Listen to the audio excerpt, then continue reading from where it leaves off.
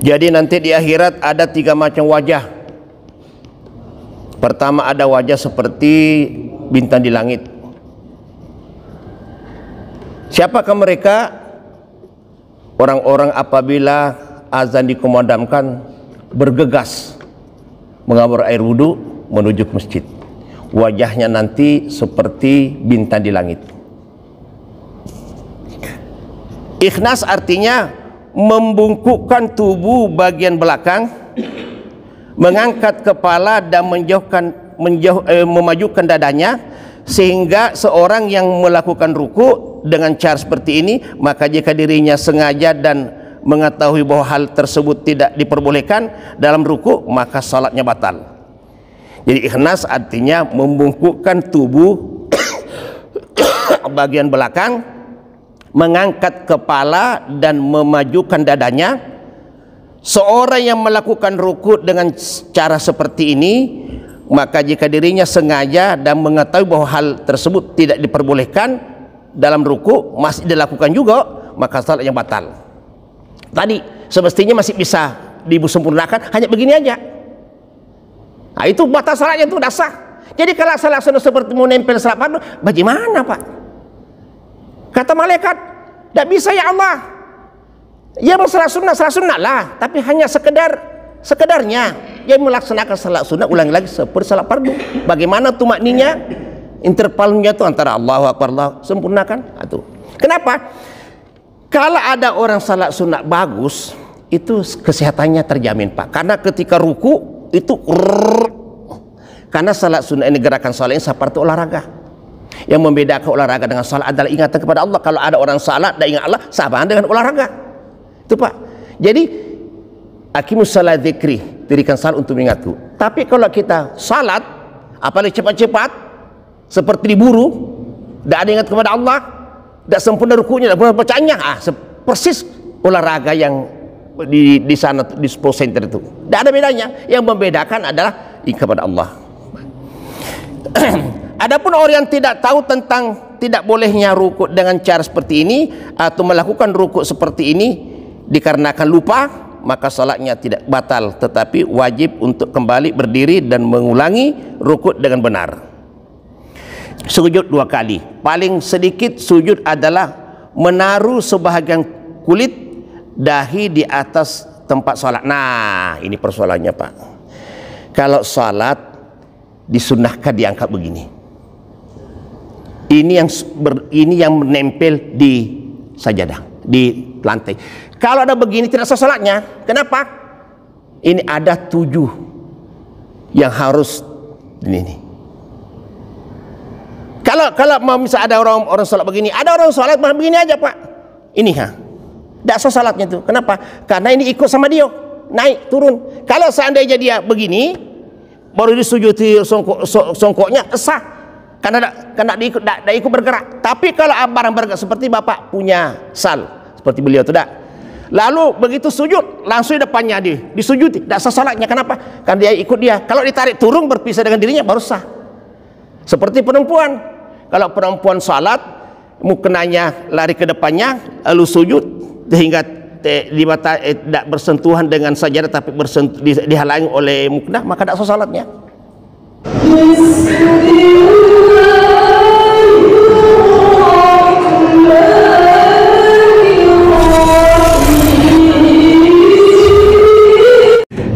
Bismillahirrahmanirrahim. Assalamualaikum warahmatullahi wabarakatuh. Alhamdulillah Rabbil Alamin. Wassalatu wassalamu ala asrafil anbiya wal mursalin Sayyidina wa maulana Muhammadin wa ala alihi wa ashabihi ajmain, amma ba'd. Subhanaka la ilma lana illa ma 'allamtana innaka antal alimul hakim. Wala haula wala quwata illa billahil aliyul azim. Bapak-bapak dan saudara-saudara kaum muslimin dan muslimat jamaah subuh, insyaallah akan dimuliakan Allah Subhanahu wa taala. Alhamdulillah kita masih diberikan umur, sehat, kesempatan, kekuatan, hidayah dan petunjuk. sehingga kita dapat hadir bersama-sama setelah melaksanakan salat subuh berjamaah, duduk sebentar kira-kira 20 menit untuk mengisi pengajian kita ini dalam rangka untuk memanfaatkan waktu sesingkat ini mengkaji tentang masalah-masalah ibadah kepada Allah Subhanahu wa taala. Sebelum kami memasuki kajian materi kita ini, karena ini berorientasi kepada berfokus kepada salat. Jadi nanti di akhirat ada 3 macam wajah. Pertama ada wajah seperti bintang di langit. Siapakah mereka? Orang-orang apabila azan dikumandangkan bergegas mengambil air wudhu menuju ke masjid. Wajahnya nanti seperti bintang di langit. Kemudian yang kedua ada wajah seperti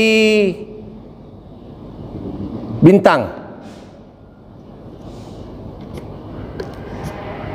Orang ini sudah berwudu baru dikumandangkan azan. Jadi pertama tadi begitu menekan azan langsung berwudu, wajahnya seperti bintang. Yang kedua, dia sudah berwudu baru dikumandangkan azan, baru azan, dikumandangkan azan. Yang ketiga, wajahnya seperti matahari di tengah hari. Siapakah mereka? Sebelum azan sudah ada di masjid menunggu waktu. Jadi nanti di akhirat akan nampak wajah-wajah sesuai dengan amal perbuatan kita. Suatu saat Rasulullah, pada suatu ketika di mana sahabat bertanya kepada Rasulullah, "Ya Rasul, nanti kita di padang mahsyar itu kan berkumpul bareng-bareng. Mulai Nabi Adam sampai Muhammad berkumpul bareng-bareng di padang mahsyar." Kata sahabat, "Ya Rasulullah, bagaimana bisa membedakan umatmu dengan umat yang lain? Ya kan berkumpul orang nih. Di padang mahsyar nanti itu, Pak, didekatkan matahari di atas kepala kita. Tanah diganti dengan timah. Bayangin panasnya. Sangat boleh jadi ada, saking banyaknya manusia, sangat boleh jadi ada keringatnya sampai di mata kaki, ada keringatnya sampai di lutut, ada keringatnya sampai di pusat dada, bahkan ada berenang di atas keringat sendiri, saking banyaknya manusia. Dikala itu bertanya saya, "Ya Rasulullah, dikala kita berkumpul modern Nabi Adam sampai Muhammad itu, bagaimana bisa membedakan ini umatmu, ini umat yang lain?" Kata Rasulullah, "Tidak usah dicari, nampak wajah kami nanti itu. Kalau ada yang bercahaya mukanya, ada seperti bintang, seperti matahari, seperti apa namanya, bulan purnama. Itulah umat kaya, bercahaya mukanya, Bapak dan saudara-saudara. Oleh karena itu, mari kita mudah-mudahan kita termasuk kategorisasi umat salah satu di antara, kalau tidak dapat matahari dan bulan seperti bintang jadilah.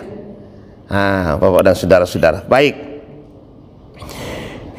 Tadi malam kita sudah sudah membaca hukum makmun masbuk, bahwa ternyata masbuk itu adalah tidak perlu sempurna. Sampai di mana dia sampai Fatihahnya, kalau imam sujud ikutlah sujud, karena Fatihah makmum itu apalagi masbuk adalah imam yang tangguh. Kemudian kelima, ruku. Ruku adalah merunduk bukan dengan ikhnas, sekiranya kedua telapak tangan mencapai kedua lutut. Ini adalah batasan minimal ruku, sehingga jika seorang yang ruku dalam salatnya hanya sebatas demikian, maka salat sah. Misalnya ada orang sakit pinggang, Pak, tidak bisa sempurna. Kata Nabi, kalau ruku luruskan lurus rukunya, seakan-akan kasih semacam timbang air tuh. Tapi kalau tidak bisa batas inilah apa boleh buat. Ada orang ruku masih mampu dia menyempurnakan begini aja. Banyak di antara kita di sini, Pak. Sejatinya masih bisa diluruskan rukunya hanya begini aja. Itulah sebabnya kata Nabi, nanti di akhirat banyak orang melaksanakan salat tahajud dilempar pahala di mukanya. Kenapa? Karena ada sempurna rukuknya. Masih bisa begini, masih begini aja. Nah, jadi oleh karena itu, karena saya katakan tadi malam itu bahwa dari mana kita tahu bagaimana kriterianya salat yang apa namanya berkualitas. Dilihat dari sisi gerakan dan bacaannya. Apabila gerakannya sempurna, bacanya sempurna, baru dikatakan berkualitas. Tapi kalau hanya sekedar, karena gini, melaksanakan salat sunat sama dengan fardu. Di antara kita ini ada yang melaksanakan salat hanya biasa-biasa saja. Padahal salat sunat itu perlu, Pak. Kenapa? Nanti di akhirat ketika diperiksa salat kita kurang, diambil salat sunatnya sebagai nempel. Tapi kalau sunatnya tidak memenuhi syarat, tetaplah bolong barang itu. Rajin sholat dan tinggalkan sholat. Salat sunatnya diabaikan. Di salat sunat hanya sekadar salat sunat. Sehingga ketika diminta oleh malaikat, ambilkan salat sunatnya. Ada salat sunatnya Allah, tapi tidak beres salat sunatnya, Pak. Tidak sempurna, seperti dikejar-kejar. Salat sunatlah kita seperti salat fardu. Sempurnakan rukuknya, gerakan sempurnakan bacanya 3 kali. Rabbi ghfirli warhamni wajburni, dan seterusnya. Subhana rabbi Allah wa bihamdi. Baca Fatihah, baca juga surah. Jadi maka surah itu dalam salat bukan salat fardu. Salat sunat pun dianjurkan untuk baca surah. Walaupun hanya fardu sunat, walaupun hanya Fatihah sudah sah, tapi lebih bagusnya baca surah. Nah, jadi saya katakan tadi, bagaimana kita tumakninya ketika melaksanakan fardu, macam itu juga salat sunnah. Kenapa? Karena ketika kekurangan tadi, pernah kita dulu tinggalkan salat di usia muda atau bagaimana, atau pernah kita salat tidak sempurnakan begini, diambillah salat sunnahnya untuk ditempelkan di situ. Kalau salat sunnahnya enteng-enteng apa, tidak bisa memenuhi syarat, maka bagaimana bisa menyempurnakan salat fardu? Itu pentingnya, Pak. Nah, seperti saya katakan kemarin itu, bahwa salat sunnah setelah isya itu dilaksanakan, Pak. Banyak di antara kita ini kalau sudah fardu duduklah dia, tidak melaksanakan salat sunnah lagi, padahal pahala salat sunnah ba'diyah isya lebih banyak pahalanya daripada salat tarawih, karena tingkatannya berdekatan dengan salat fardu nawafil, rawatib. Tapi kebanyakan kita enggak. Sudah salat fardu isya duduklah, baru berdiri ketika salat tarawih. Padahal pahala daripada salat sunat ba'diyah subuh isya banyak daripada salat tarawih, karena posisi salat sunat rawatib tinggi, nomor 2 dari salat fardu. Jadi ruku adalah merunduk bukan dengan ihnas atau sekiranya kedua telapak tangan mencapai kedua lutut. Ini adalah batasan minimal ruku, sehingga jika seorang yang ruku dalam salatnya hanya sebatas demikian, maka sah salatnya. Ikhnas artinya membungkukkan tubuh bagian belakang, mengangkat kepala dan memajukan dadanya, sehingga seorang yang melakukan ruku dengan cara seperti ini, maka jika dirinya sengaja dan mengetahui bahwa hal tersebut tidak diperbolehkan dalam ruku, maka salatnya batal. Jadi ikhnas artinya membungkukkan tubuh bagian belakang, mengangkat kepala dan memajukan dadanya. Seorang yang melakukan ruku dengan cara seperti ini, maka jika dirinya sengaja dan mengetahui bahwa hal tersebut tidak diperbolehkan dalam ruku masih dilakukan juga, maka salatnya batal. Tadi semestinya masih bisa disempurnakan, hanya begini aja. Nah, itu batal salatnya, itu sudah sah. Jadi kalau salat sudah seperti menempel salat fardu, bagaimana, Pak? Kata malaikat, tidak bisa ya Allah. Ya salat sunnah lah, tapi hanya sekedarnya. Dia melaksanakan salat sunnah ulangi lagi seperti salat fardu. Bagaimana tuh makninya? Intervalnya itu antara Allahu Akbar, Allah sempurnakan. Itu. Kenapa? Kalau ada orang salat sunnah bagus, itu kesehatannya terjamin, Pak. Karena ketika ruku itu karena salat sunnah ini gerakan salat ini seperti olahraga. Yang membedakan olahraga dengan salat adalah ingatan kepada Allah. Kalau ada orang salat dan ingat Allah, sama dengan olahraga. Itu, Pak. Jadi aqimus salat dzikri, dirikan salat untuk mengingatku. Tapi kalau kita salat apalagi cepat-cepat seperti diburu, tidak ada ingat kepada Allah, tidak sempurna rukunya, tidak sempurna bacaannya, persis olahraga yang di sana di sports center itu. Tidak ada bedanya. Yang membedakan adalah ingat kepada Allah. Adapun orang yang tidak tahu tentang tidak bolehnya rukuk dengan cara seperti ini atau melakukan rukuk seperti ini dikarenakan lupa, maka salatnya tidak batal, tetapi wajib untuk kembali berdiri dan mengulangi rukuk dengan benar. Yang keenam, tumakninah dalam rukuk. Nah, ini wajib tak? Tumakninah, jedah namanya. Subhana rabbiyal wa bihamdi 3 kali, tambah lagi waktunya subhana rabbiyal wa bihamdi, baru berangkat lagi. Coba orang yang melakukan ibadah haji, bagaimana Imam Masjidil Haram salat? Yang pernah melakukan ibadah haji, umrah, bagaimana orang di sana salat? Allahu Akbar, lama, Allahu Akbar, lama, bodoh. Begitulah standarnya salat. Nah, jadi wajib tumakninah dalam ruku, dan sekiranya anggota tubuh diam sehingga menjadi pemisah antara ruku dan pergerakan ketika hendak ruku. Jadi wajib tumakninah dalam ruku, jedah namanya. Diwajibkan tumakninah dalam beberapa rukun salat, yaitu ruku, i'tidal, sujud, duduk di antara dua sujud. Itu diperlukan i'tidal. Bagaimana i'tidalnya? Ketika sempurna subhana rabbiyal wa bihamdi 3 kali, ditambah lagi waktu segitu, baru kita bergerak. Nah itu. Jadi di mana tempatnya i'tidal, jedah? Ketika ruku, sujud, ruku, i'tidal, sujud, dan duduk di antara dua sujud. Itulah tempat kita tumakninah, berikan jedah dikit. I'tidal. I'tidal adalah kembalinya seorang yang salat dalam keadaan yang sebelumnya ruku, yaitu berdiri bagi orang yang salat dengan berdiri, dan duduk bagi orang yang salat dengan duduk. I'tidal adalah kembalinya seorang yang salat dalam keadaan sebelum ruku, yaitu berdiri bagi orang yang salat dengan berdiri, dan duduk bagi orang yang salat dan duduk. Yang salat duduk maksudnya itu.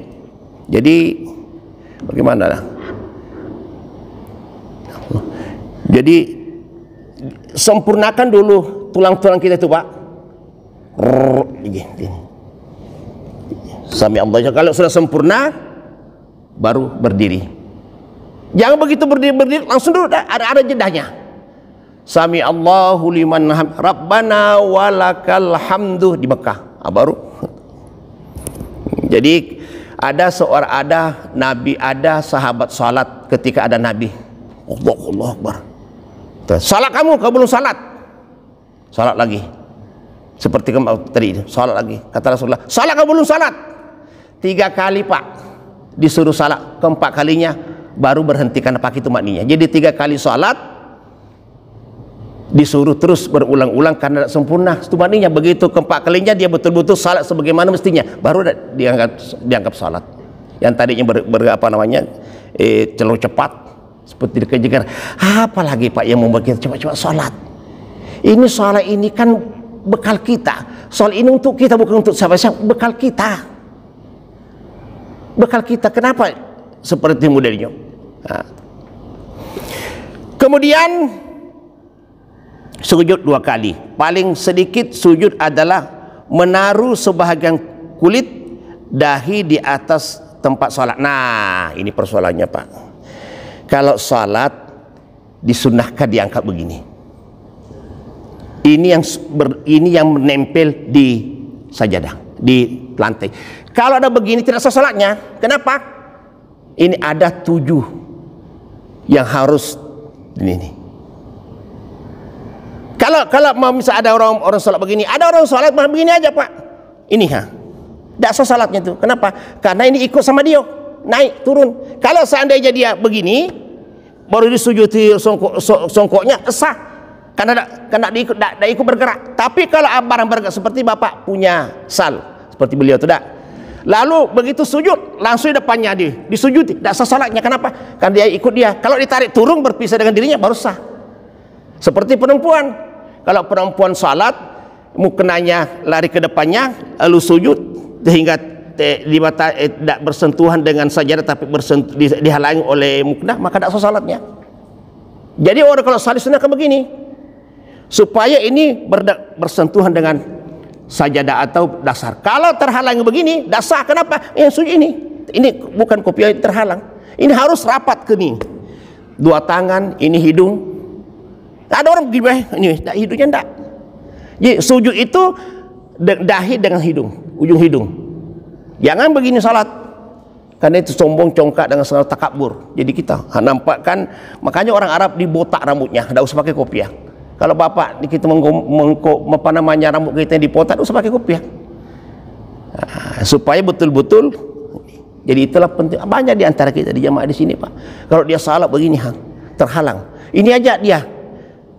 Ada juga begini, ini aja tapi hidungnya enggak. Padahal kalau ruku itu, sujud itu hidung dengan ini harus. Nah, sajadah kalau ada sajadah yang seperti gabus tuh, yang seperti kasur. Nah, kalau sudah terlalu empuk sehingga goyang-goyang, tidak sah salat kita, Pak. Biarlah empuk, yang penting tidak bergerak. Kalau sampai ini sujud di sajadah yang empuk nih yang tuh, lalu masih ini tidak sampai ke dasar lantai itu, karena tebalnya tadi gabusnya itu tidak sah salatnya.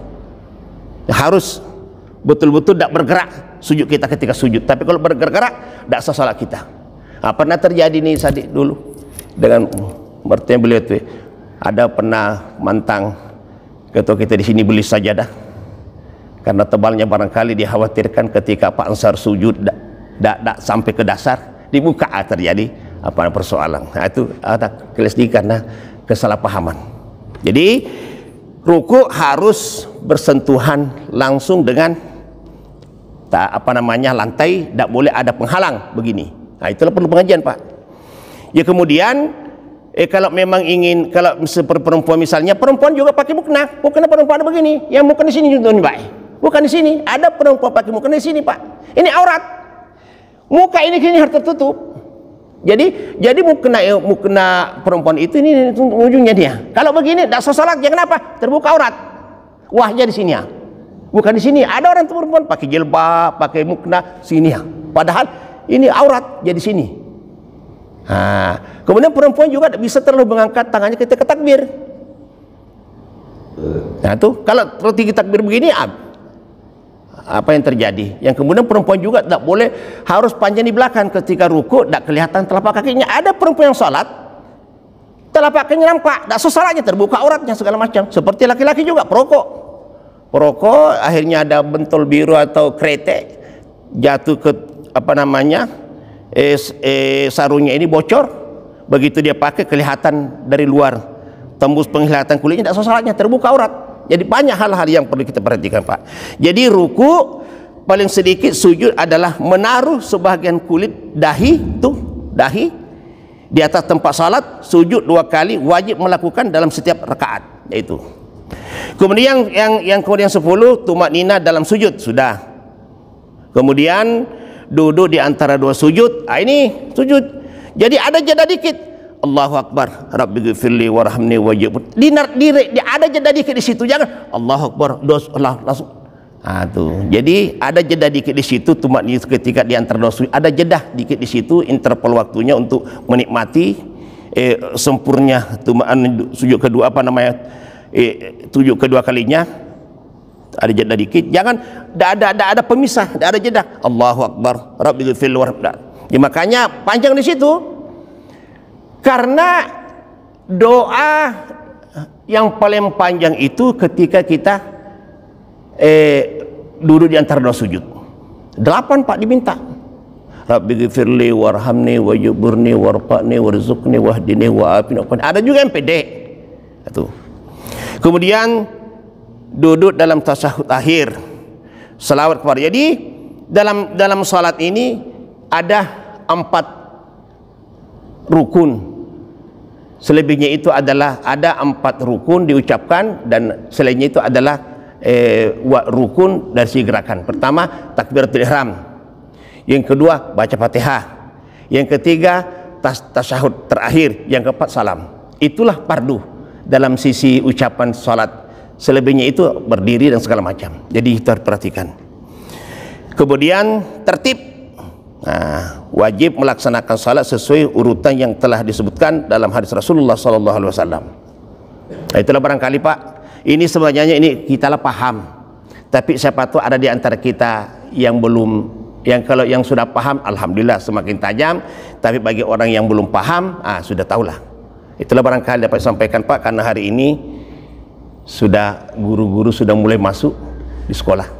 Jadi insyaallah mudah-mudahan minggu berikutnya nanti kita akan membahas hal-hal yang terkait dengan sholat yang kira-kira lebih prinsip sifatnya, tujuannya untuk lebih menyempurnakan ibadah kita kepada Allah Subhanahu wa taala. Terima kasih. Wassalamualaikum warahmatullahi wabarakatuh.